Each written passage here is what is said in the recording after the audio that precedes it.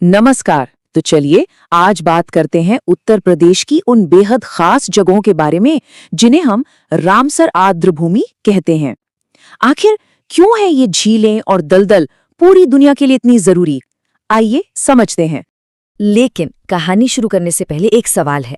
सोचिए जरा, ईरान में हुई एक संधि जो कि 50 साल से भी ज्यादा पुरानी है, उसका उत्तर प्रदेश के पक्षियों से क्या लेना देना हो सकता है ना मजेदार सवाल।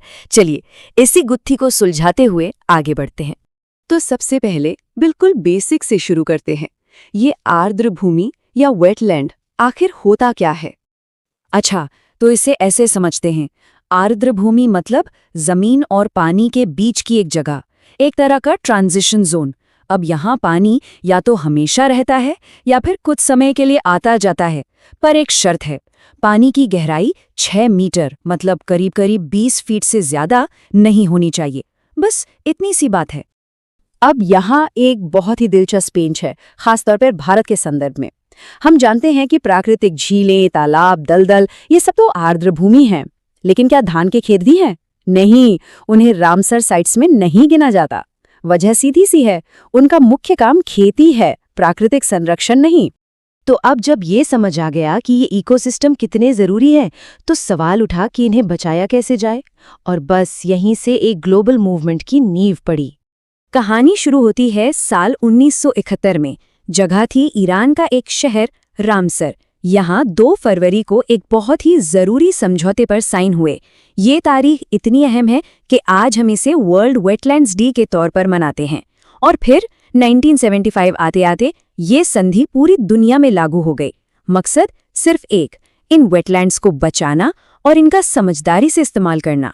लेकिन सोचिए, क्या हो अगर इन प्रोटेक्टेड जगहों पर ही खतरा मंडराने लगे? इसके लिए भी एक खास इंतजाम है। इस इंतजाम का नाम है मॉन्ट्रो रिकॉर्ड।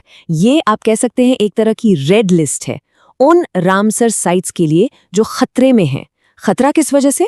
हो सकता है इंसानी दखलंदाजी बढ़ गई हो, या किसी टेक्नोलॉजिकल डेवलपमेंट का बुरा असर पड़ रहा हो, या फिर सीधा सीधा प्रदूषण जो उस जगह के पूरे इकोलॉजिकल कैरेक्टर को ही बदल रहा हो।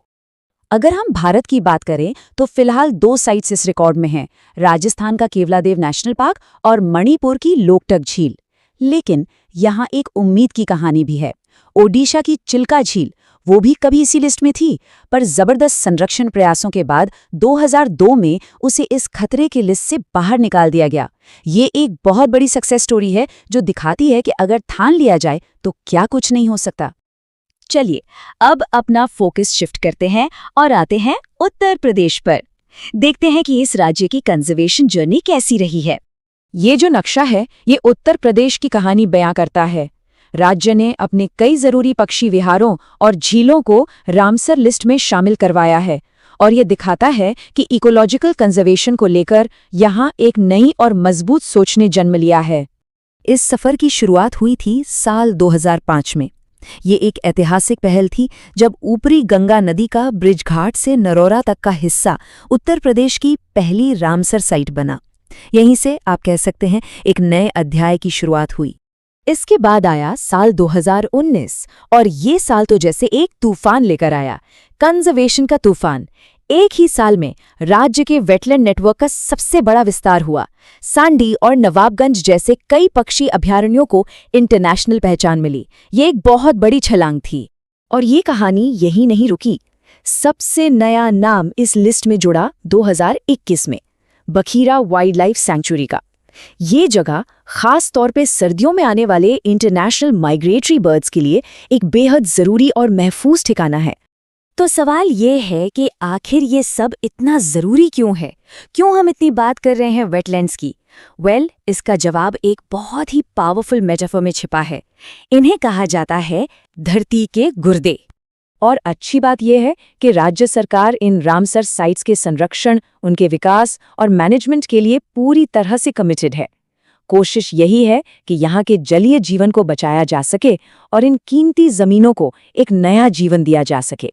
और आखिर में बस ये एक बात याद रखने वाली है, ये जो आर्द्र भूमियां हैं, ये सिर्फ पानी के स्रोत नहीं हैं, ये हमारे इकोसिस्टम के किडनीज हैं, किडनीज ऑफ द अर्थ। सोचिए, जैसे हमारी किडनी हमारे खून को साफ करती है, वैसे ही ये वेटलैंड्स हमारे पर्यावरण को साफ करते हैं, प्रदूषण को फिल्टर करते हैं। ये हमारे ग्रह को जिंदा रखने में मदद करते हैं। वाकई कितनी बड़ी जिम्मेदारी है इन पर, है ना?